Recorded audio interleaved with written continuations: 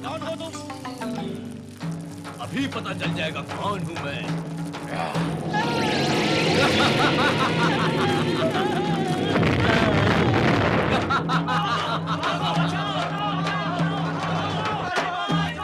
सर्वाभरण भूषितायै स्वाहा, सर्वाभरण भूषितायै स्वाहा, सर्वाभरण भूषितायै स्वाहा, सर्वाभरण भूषितायै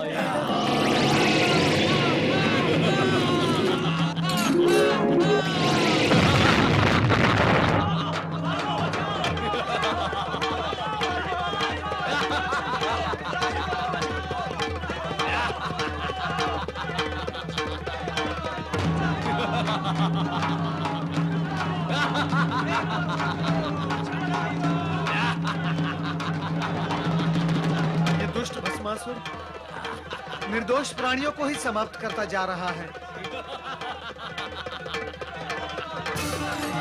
ये भी तो मुनि है, इसे भी भस्म करता हूँ। अरे ये क्या कर रहे हो भस्मासुर? मुझे भस्म करके तुम्हें क्या मिलेगा? मिलेगा नहीं, मिलेगी तुम्हारी भस्म। मेरी भस्म का तुम्हें क्या उपयोग भस्मासुर? मैं जीर्ण क्षीर्ण दुर्बल काया का दुर्बल प्राणी, मुझे भस्म करके कितनी भस्म प्राप्त होगी तुम्हें? इतनी। सुनो, वही करते रहो जो कर रहे थे। क्या क्या करता रहूं? वही राक्षसों को भस्म करने का कार्य। मोटे मुटल्ले हट्टे कट्टे होते हैं ये राक्षस, उन्हें भस्म करो, चारों ओर भस्म ही भस्म हो जाएगी। अरे नारद, क्या तू मुझे मूर्ख समझता है?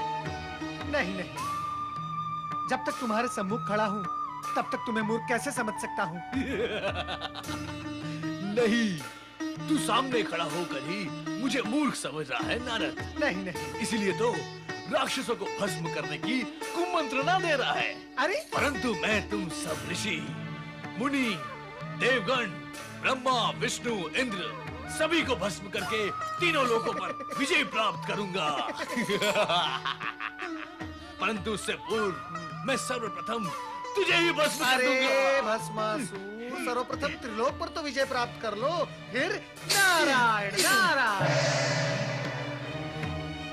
रक्षा करे भोलेनाथ, रक्षा करे भोलेनाथ, रक्षा करे भोलेनाथ, रक्षा करे। क्या हुआ नारद, इतने व्यग्र क्यों हो रहे हो? ये सब आप ही की कृपा का दुष्परिणाम है भोलेनाथ। तो क्या अब हमारी कृपा से दुष्परिणाम भी होते हैं? अवश्य होते हैं, हुए हैं और हो रहे हैं भोलेनाथ। अयोग्य और दुष्ट प्राणी को यदि ऐसे पद, अधिकार और सुविधाएं दी जाएं जिसके वो योग्य ही नहीं है, तो क्या वो उसका दुरुपयोग नहीं करेगा भोलेनाथ? और फिर उसके दुष्परिणाम नहीं होंगे? तुम किसके विषय में कह रहे हो नारद? आप सब जानते हुए भी भोले बनते हैं, तभी तो आपको सब भोलेनाथ कहते हैं। आप भली भांति जानते हैं कि मैं भस्मासुर के विषय में कह रहा हूं। तुम्हें क्या कष्ट दिया उसने? कष्ट? भोलेनाथ, वो मेरे सर पर हाथ रखने चला था। फिर तुमने क्या किया नारद? प्राण बचाकर भागने के अतिरिक्त मैं करता भी क्या माता? भोलेनाथ, मेरे प्राण तो जैसे तैसे बच गए, किंतु उस दुष्ट असुर ने मृत्यु का नंगा नाच ही आरंभ कर दिया था। भोलेनाथ, वो दुष्ट असुर निर्दोष प्राणियों को भस्म की ढेरी बनाता जा रहा है भोलेनाथ। मेरी समझ में नहीं आता भोलेनाथ, आप क्यों दे देते हैं वरदान ऐसे दुष्ट प्राणियों को जिसके वो योग्य ही नहीं होते? आपकी कृपा और वरदान का कितना अनुचित लाभ उठा लेते हैं ये दुष्ट असुर। माता, भोलेनाथ, मुझे तो लगता है वो संपूर्ण सृष्टि में प्रलय ही मचा देगा। मैंने तो पहले ही कहा था कि ऐसा वरदान पाकर यह असुर उत्पात अवश्य करेगा। इस जगत में ऐसा कौन है जिसने वरदान, अधिकार, पद और सुविधाएं पाकर उत्पात न किया हो? सबके सब आप जैसे कल्याणकारी और भोले भंडारी तो है नहीं भोलेनाथ। पता नहीं क्या स्थिति होगी निर्दोष जन की। चिंता न करो नारद, हम शीघ्र ही इस अनर्थ को रोक देंगे।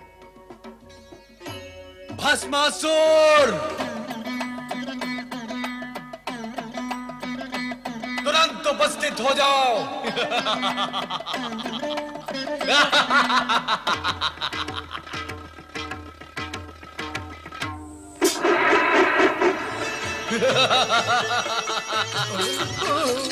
हे शिव शंकर, आपके दिए हुए वरदान का प्रयोग करके अत्यंत सुख की प्राप्ति हो रही है।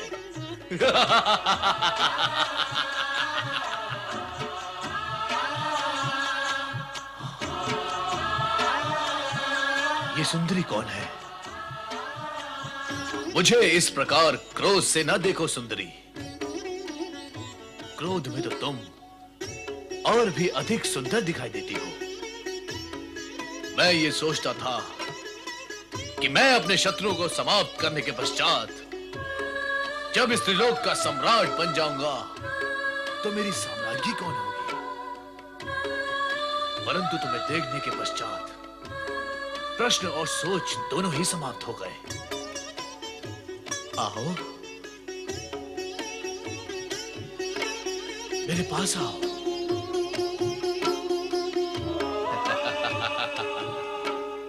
मैं इंद्र को भस्म करके तुम्हें स्वर्ग के सिंहासन पे बिठाऊंगा। दुष्ट भस्मासुर, पार्वती हमारी अर्धांगिनी है और तू हमारा सेवक। वो तुम्हारे माता समान है। इन पर कुदृष्टि डालने का परिणाम जानता है। हम तुम्हें इसी समय भस्म कर देंगे। भस्म करने का काम जब तुम करते थे वो युग गया भस्मधारी। अब भस्म करने का कार्य मैं करता हूं। मैं, इससे पहले कि तुम मुझे भस्म करो, मैं ही तुम्हें भस्म करके इस सुंदरी को अपना बना लेता हूं। वही रुक जा दुष्ट। प्रभु अपनी रक्षा करे। भाग जाए यहाँ से, भाग जाए प्रभु।